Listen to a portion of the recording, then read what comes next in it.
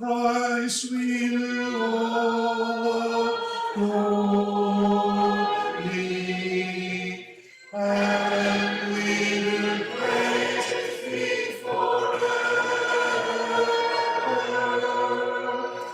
Christ we do all glory, and we do praise thee forever.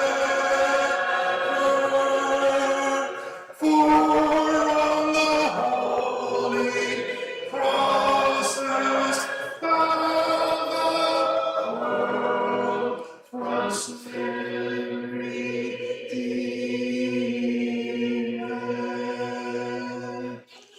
Christ we do all glory, and we praise thee forever.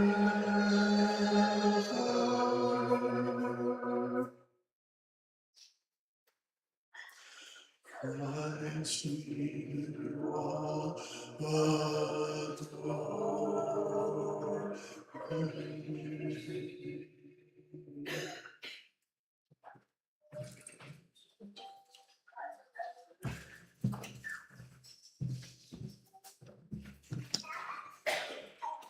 We now partake of the Lord's Supper, and we have these communion cups. If you'd like to participate, we wish you would, and you don't have one of these, please raise your hand. Somebody will bring one to you.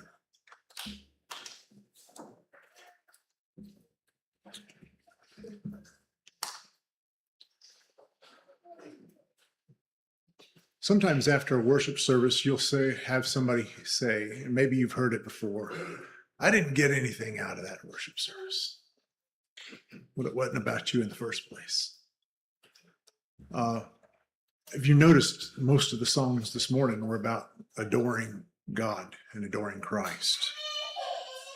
And that's what we come here to do, is we come here to focus upon God and what he's done for us in order to reestablish that connection with us, because we sinned. We separated ourselves from God. And so he sent his son to die on the cross so that he could reestablish a relationship with us. But this idea about getting something out of worship service and not getting anything out of it has not been a new phenomenon.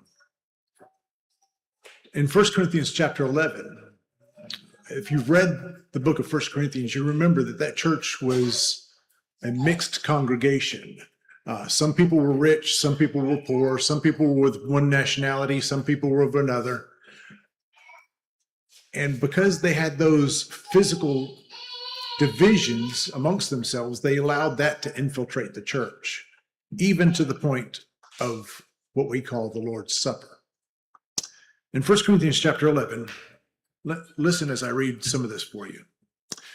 Beginning at verse 20. Therefore, when you come together in one place, it is not to eat the Lord's Supper. For in eating, each one takes his own supper ahead of others, and one is hungry and another is drunk. What? Do you not have houses to eat and drink in? Or do you despise the church of God and shame those who have nothing? What shall I say to you? Shall I praise you in this? I do not praise you.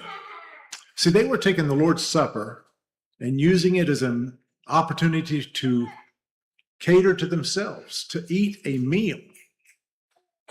And they were not remembering the Lord and his sacrifice.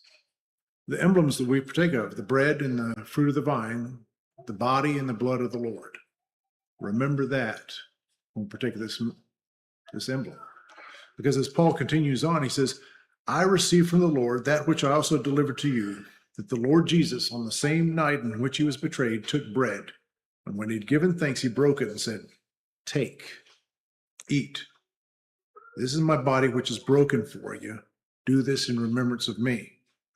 In the same manner, he also took the cup after supper, saying, this cup is the new covenant in my blood. This do as often as you drink it in remembrance of me. For as often as you eat this bread and drink this cup, you proclaim the Lord's death until he comes.